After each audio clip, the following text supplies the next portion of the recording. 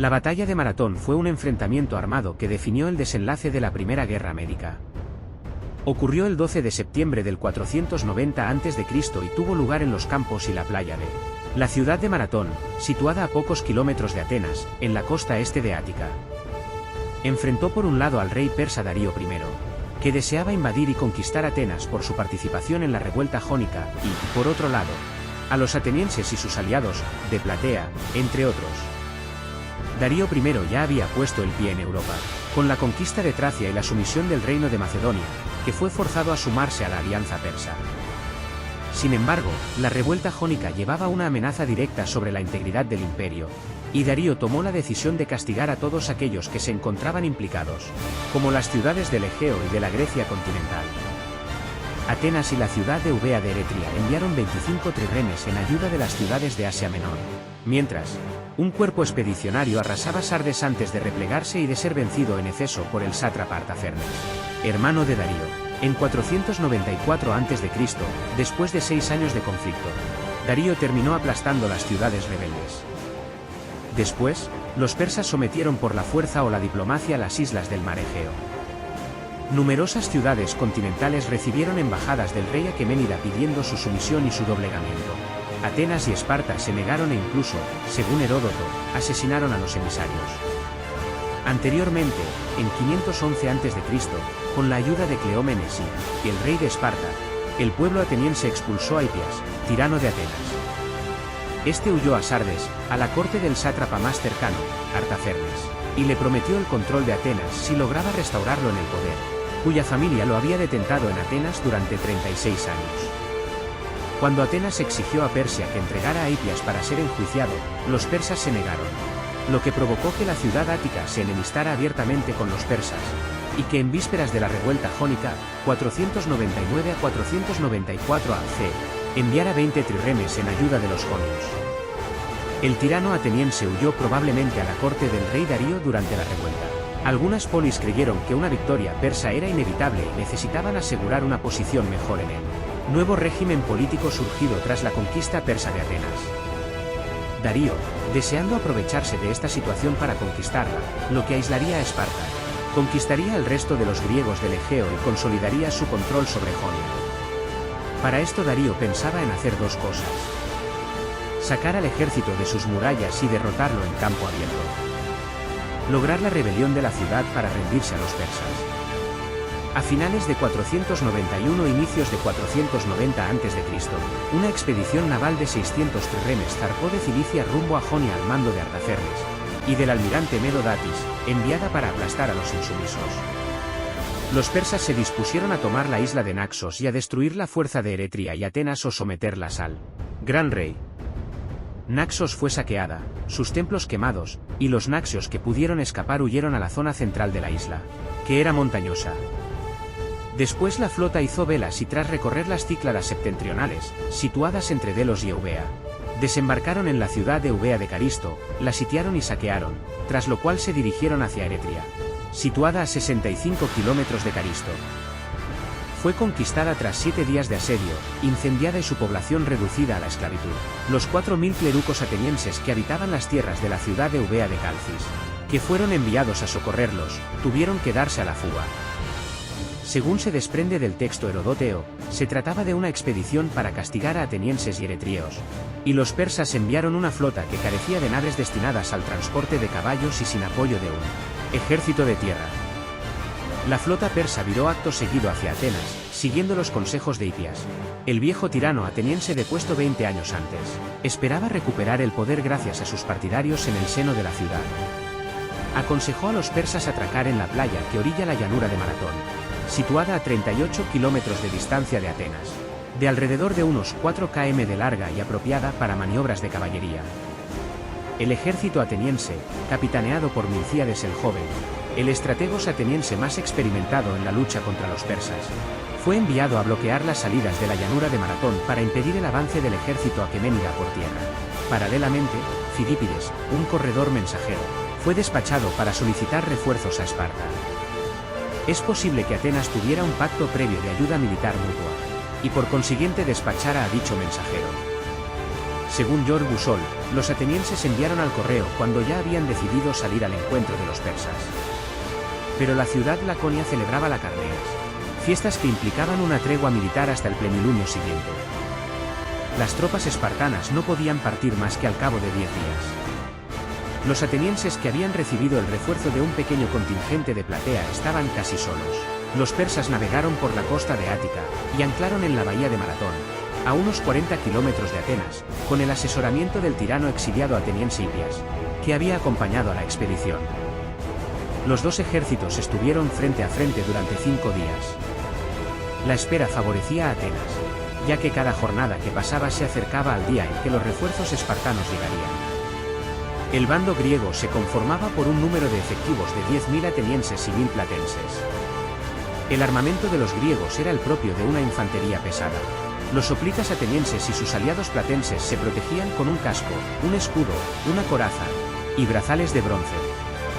Blandían una espada, una larga lanza y un escudo de piel con láminas de metal. Los hoplitas combatían en filas cerradas, de modo acorde a la formación de la falange. Sus escudos formaban delante de ellos una muralla. Los esclavos atenienses fueron liberados poco antes de la batalla para servir de infantería ligera, honderos y lanzadores de jabalina. Las tropas atenienses estaban dirigidas por 10 estratogoi bajo la autoridad militar y religiosa de un polemarca, Calímaco. Cada estratego mandaba en el ejército durante un día. No obstante, parece que cada vez, los estrategos confiaban el mando a uno solo de ellos, entre quienes se contaba Milcíades.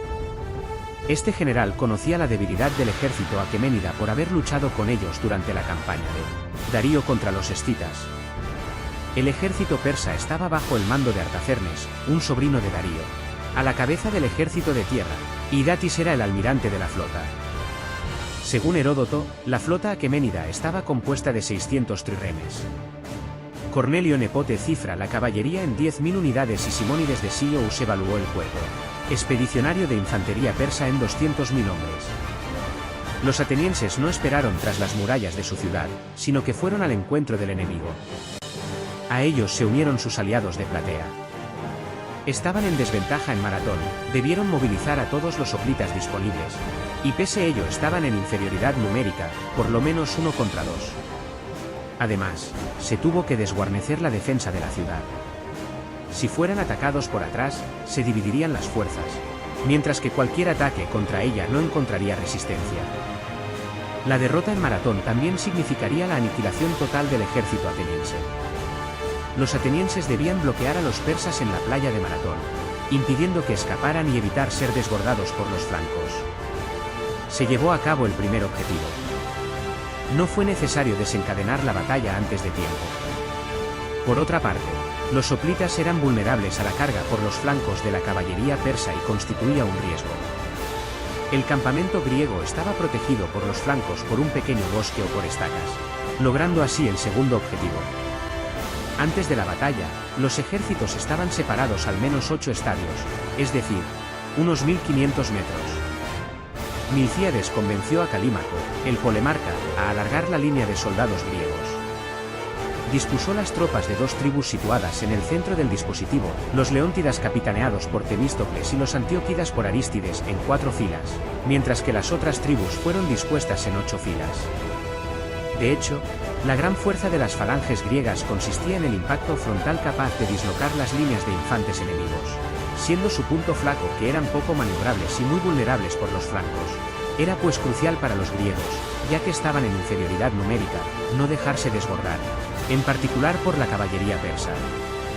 Era imperativo, por una parte, proceder al despliegue del frente en orden de combate, y por otra parte, que las falanges laterales fueran más fuertes para hacer recular las alas enemigas y así con movimiento de pinza, envolver el centro del ejército persa donde se hallaban las mejores tropas. La estrategia aqueménida era retener a las tropas atenienses en Maratón, hasta que sus partidarios de Atenas les dieran la señal de atacarla con parte de sus contingentes.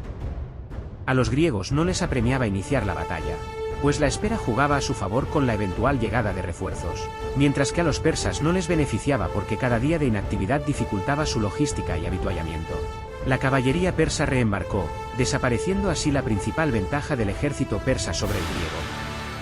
un cambio en el equilibrio de fuerzas que empujó a los griegos a cargar sobre el contingente aqueménida. Los griegos atravesaron las líneas persas sin atascarse ante las andanadas de flechas, protegidos por sus armaduras, y golpearon las líneas enemigas. Los persas fueron sorprendidos, esperaban que sus oponentes fueran un blanco fácil y detener su progresión. El choque de la falange de hoplitas fue devastador. Los hoplitas permanecían en contacto mediante sus lanzas y sus hombros, y hay que tener en cuenta la masa total de la falange y su energía cinética, ya que llegó a toda velocidad. La energía acumulada por la falange fue tal que el impacto arrolló a los infantes persas. En los combates entre griegos, los escudos entrechocaban y las lanzas llegaban a las armaduras de bronce. Los persas no tenían ni escudos ni armaduras apropiados. No disponían prácticamente más que de su piel para oponerse al blindaje griego y no tenían apenas nada que pudiese penetrar el muro de escudos. Los flancos griegos dispersaban fácilmente a las tropas que se les enfrentaban, porque consistían en tropas reclutadas en el imperio o jonios poco motivados y por ende más débiles en el centro. Dichas tropas se desbandaron y subieron presas del pánico a bordo de sus barcos. El centro persa resistió mejor porque estaba compuesto de tropas de élite, quienes, a su vez, hundieron el centro de una línea delgada de hoplitas griegos, hasta que los flancos griegos lograron envolverlos. De hecho, las tropas griegas dispuestas en las alas renunciaron a perseguir a las tropas derrotadas y cayeron en el centro del ejército persa en una maniobra de tenaza perfecta. El centro persa se replegó en desorden hacia las naves, perseguidos por los griegos. Dichos combatientes del centro del ejército persa fueron aniquilados hasta en el agua. En la confusión, los atenienses perdieron más hombres que en el momento del choque entre los dos ejércitos. Soldados persas huyeron hacia las marismas donde se ahogaron. Los atenienses lograron la captura de 7 naves persas, mientras que las otras lograron escapar. Después de esta victoria, los griegos debían prevenir una segunda ofensiva persa con el ataque de sus mejores tropas que habían reembarcado después de la batalla, según Heródoto, antes de la derrota según los historiadores contemporáneos. Los leóntidas y los antíoquidas, los efectivos de las tropas situadas en el centro de la falange que habían sufrido enormemente, permanecieron en el campo de batalla, mandados por Arístides. La flota persa necesitaba una decena de horas para poder doblar el cabo Sunio y arribar a Falero. Con una marcha forzada de 7 u 8 horas, con una batalla a las espaldas, los hoplitas griegos llegaron justo antes que las escuadras navales enemigas. Los persas, al percatarse de la maniobra, renunciaron a desembarcar. Heródoto estima en 6.400 los cuerpos de guerreros persas contabilizados en el campo de batalla. La cifra de los desaparecidos en los pantanos se desconoce. 7 naves fueron capturadas. Arroja un balance de 192 atenienses muertos y 11 platenses. Maratón no fue una batalla decisiva frente a los persas, pero llenó a estos de preocupación e intranquilidad, ya que era la primera vez que los griegos derrotaban a los persas en campo abierto. La victoria dotó a los griegos de una fe con la que resistieron 3 siglos los embates persas, durante los cuales florecieron su cultura y pensamiento, que serían las bases para el posterior desarrollo del mundo occidental.